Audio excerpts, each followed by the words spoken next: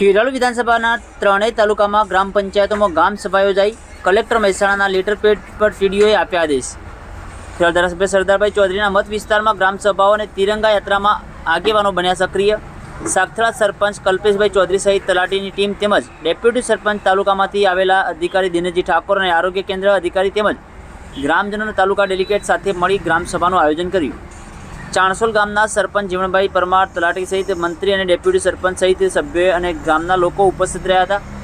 ખેરાલુ વિધાનસભાના વિસ્તારના ત્રણેય તાલુકામાં 11/8/2026 પહેલાં બધા ગામમાં ગ્રામસભા કરવા આદેશો આપવામાં આવ્યા છે.